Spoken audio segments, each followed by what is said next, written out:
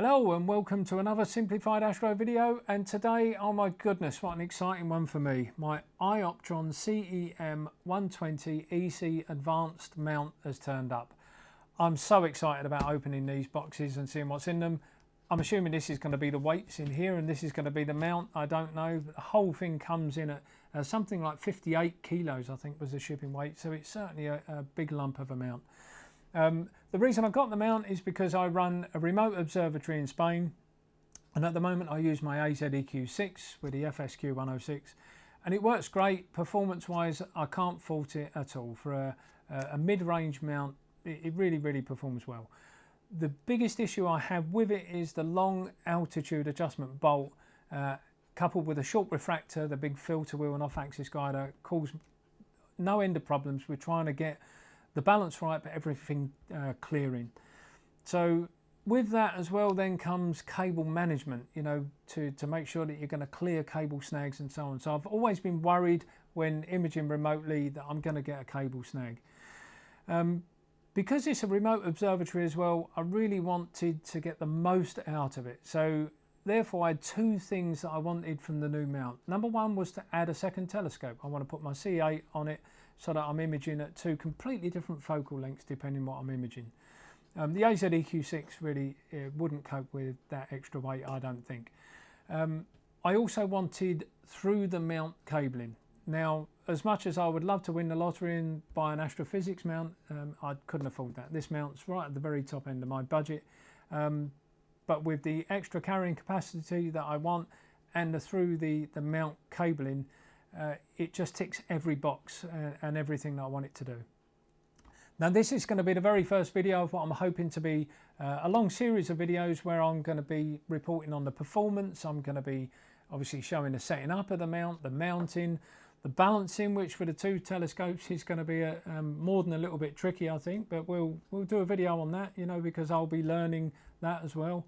I will also be reporting bad as well as good. I'm hoping to be reporting more goods than bad, but no doubt I will find some bad things or some not so good things along the way, and I'll report them as well.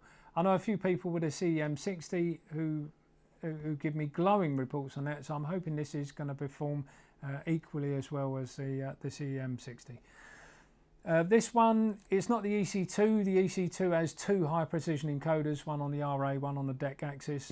This one has only got the high performance or the high resolution encoder on the RA axis. So I'm hoping that it's going to be okay. I really couldn't afford the extra £800 for the extra encoder on the deck axis. So I'm going to start the whole series off. I'm going to open these boxes up today, going to have a look at this mount for the first time. I've not seen one in person. I don't know anyone who's got the CEM120, so this is all going to be a new experience for me. So let's get these boxes open and see what's in them. Okay, so it makes sense we've moved the big box out of the way at the moment, the mount, so I'm going to start off on this, the smaller box, which I'm assuming is going to be the weights. So let's have a little look inside here. It's certainly well packaged. I mean, I can't, you know, the two boxes are thick old boxes. Okay, so in here, oh my, I'm assuming this is going to be the weight bar. Yes, it is. We'll do some measurements of this as well. Once it's all opened, I'll measure the diameter and weight and so on of these things. I mean, this is a lump. God, this is a weight on its own, this thing. Yeah, so it's a solid stainless steel counterweight bar with a screw-in toe protector end. I mean, that's quite large diameter as well, the bolt on that. This is quite heavy. I mean, I would say this is probably about 20 kilos on its own. It's certainly a big lump. So we'll put this aside for the time being. Hopefully it doesn't roll off the table onto my toes. And inside here we have the weights. Oh my goodness. Yeah, so these are quite a lump. I'm guessing, I think these are 10 kilos. I'm not sure. They actually feel heavier. They may be 20 kilos. Not really sure. I'll weigh them. So there's two of these. With the locking bolts. So they're just black spray finished actually. But yeah, they're just cast steel weights with black spray finish. So yeah, they're certainly a big lump. So that was all that was in the first box. When these, I'll keep these for transporting, I suspect. So I'll put all this to one side, and we'll now get the mount out and have a look at that. Okay, so the weights and the weight bar are out of the way, and now for what I'm sure for you and definitely for me is the exciting bit, the mount. So I'm gonna get my first view of the CEM120. As I said, I've seen it in videos, I've read reviews about it. Everything that I've read kind of leads me to think it's going to be very, very good. And as I expected, this is double box, so I'll have to flip this upside down to get the box out. So excuse me while I do that.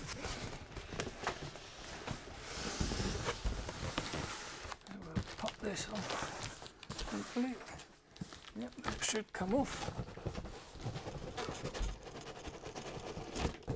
It's certainly well packaged, as you would expect for a mount of this value. You know, they're not cheap. I think this one was £4,200, so they're certainly not a cheap option. So this is now upside down. Flip this up the right way. Okay, I'm sorry for all the puffing and panting, but this is really is quite a heavy mount. So we'll open this up now.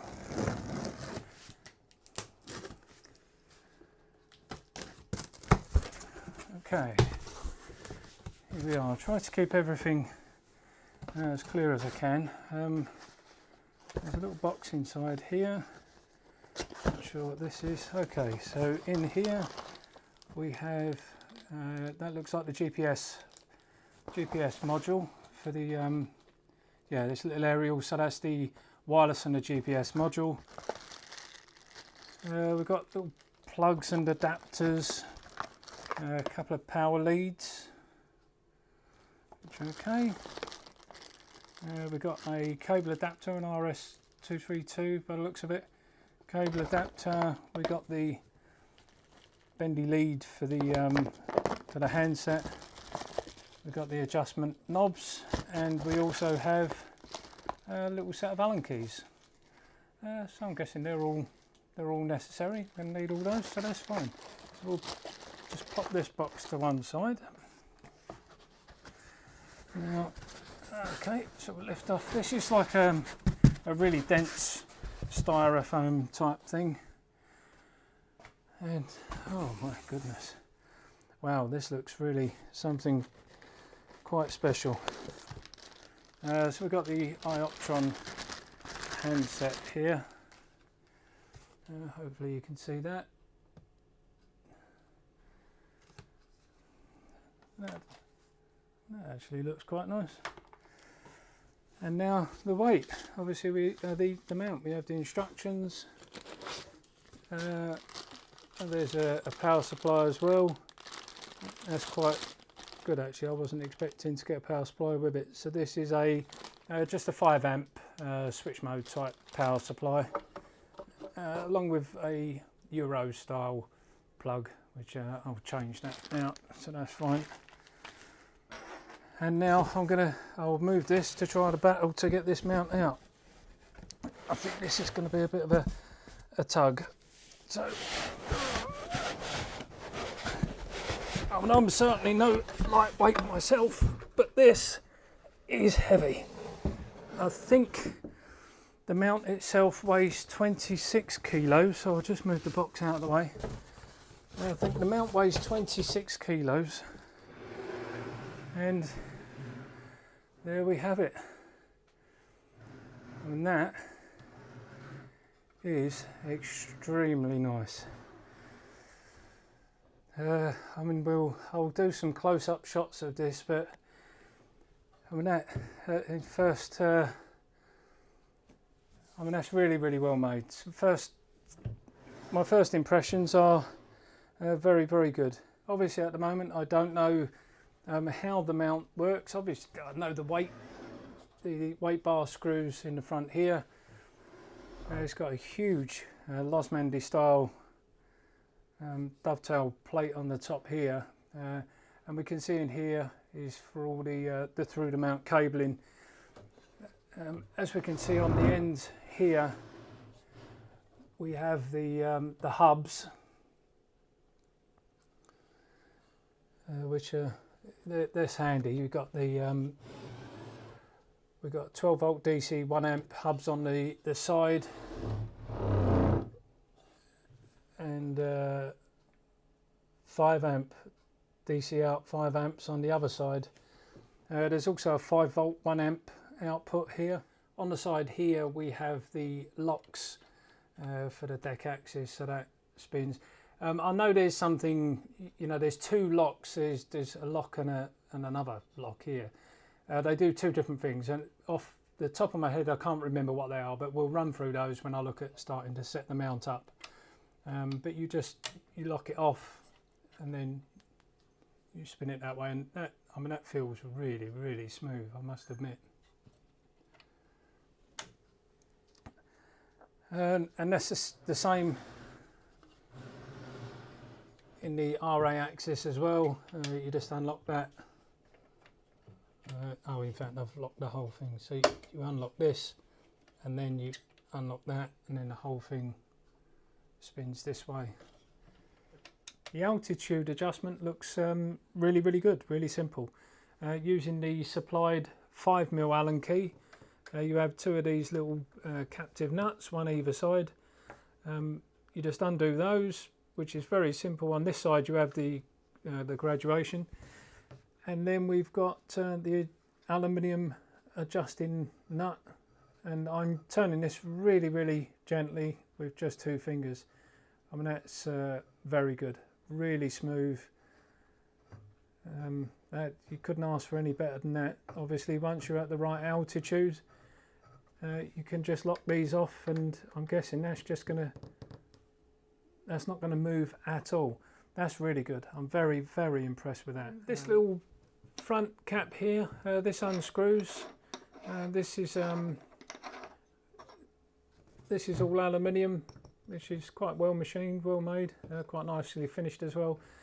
I'm not quite sure what it's for, to be honest. I suppose that's going to come out in the wash at a later stage, but this just gives access through into the cabling. So it may be that you can get through to pull the cabling through up to the top plate. I'm not entirely sure. I'm not sure what the iOptron scope thing is, so it could be that that's something to do with this. But as I say, this is going to be a long-term video series, so all those things I'll find out, I suppose, as I go along.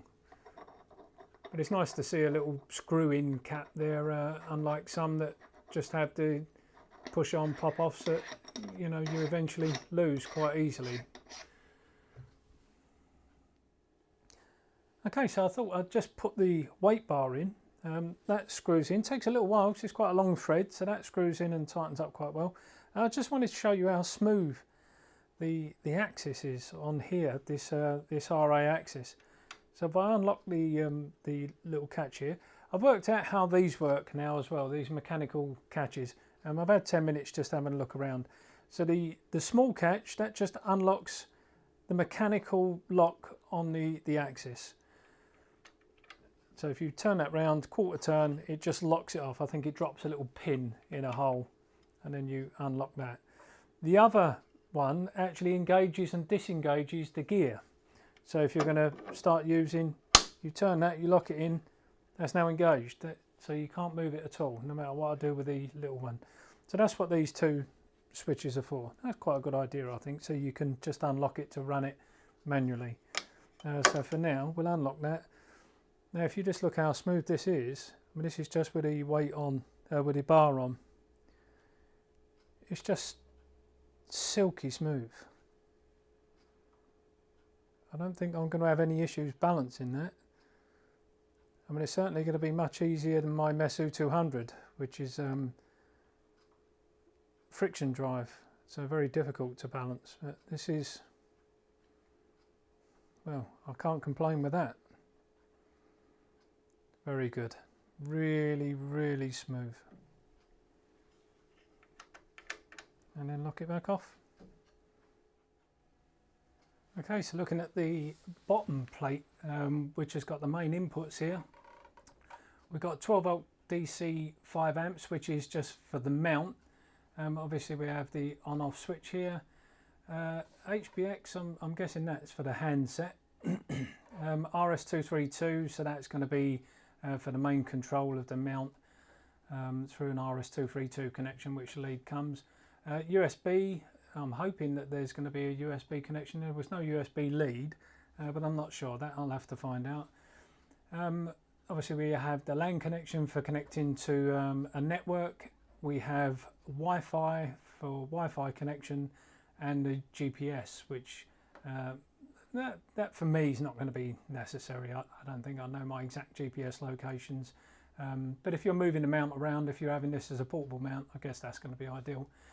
We have the azimuth adjusters here. It's got a little dial in there, a little gauge, which shows you where you actually are. I mean, that's quite a nice adjuster. The mount's obviously done up, the top of the mount on the pier is done up at the moment, so that's not moving. I can try to, oh, it does, there you go. Oh, so that's really fine adjustment actually. Very fine, that's quite nice. That's good, that feels really, really secure, really robust.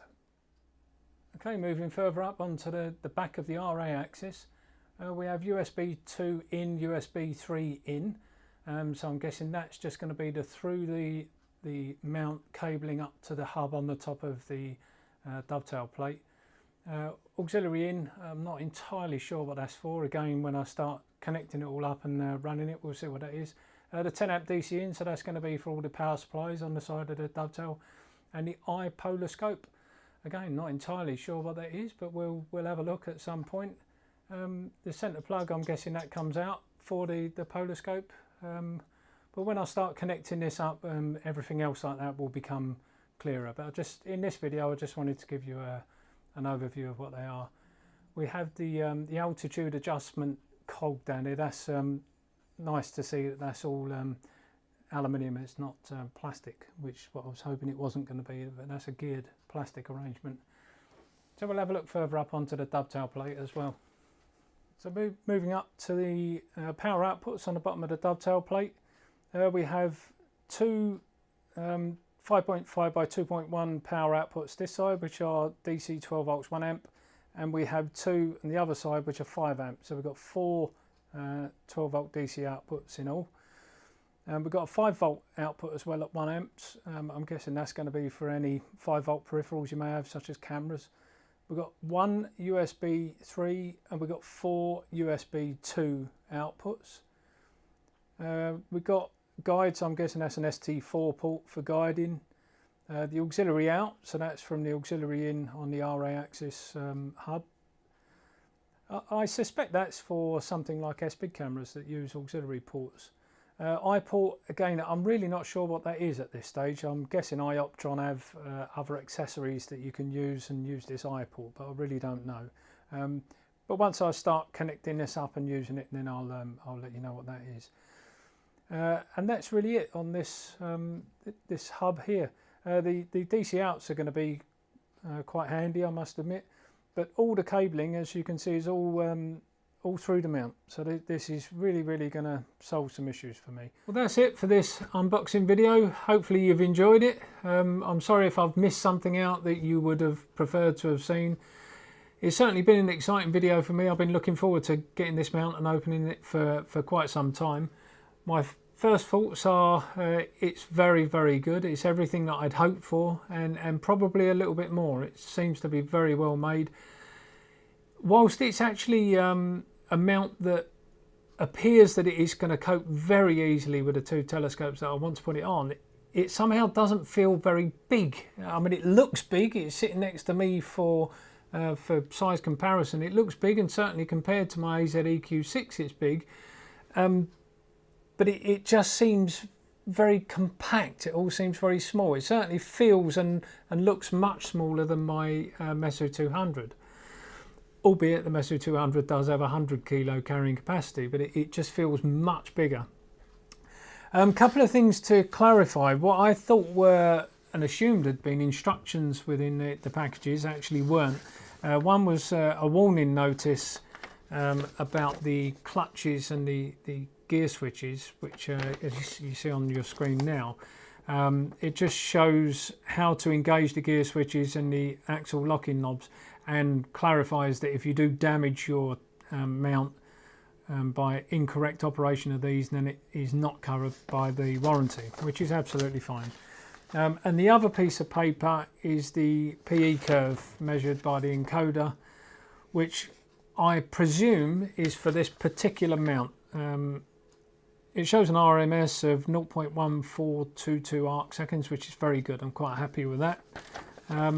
So unfortunately, there doesn't seem to be any instructions. I have no idea why that is. There's no CDs, there's no software. I mean, I was expecting something at least, but I'll log on to the iOptron website, contact their support and find out any info from there, I guess. I will get on with video 2. I'm going to just do a short video on number 2, just connecting it up. I won't be putting it on the mount. It's not going to be until next month. On the pier, sorry. That's not going to be till next month. So in the meantime, I'll connect the GPS, try and connect it to the network, the hand controller, and see how that works. Have a look at all these outputs up on the dovetail plate, and just generally see how the thing works, how it operates. So keep your eyes peeled for that video. Please feel free to subscribe to my channel if you haven't subscribed. I'm trying to update videos as often as I possibly can. I've actually been on leave for the last couple of weeks, so I haven't been able to do one, but I'm going to be doing videos probably weekly. This one will be an ongoing one. I'll try to get the updated videos on these as much as I can, and I will certainly be updating them periodically with respects to performance. So I will see you in the next video, and in the meantime, take care. Bye.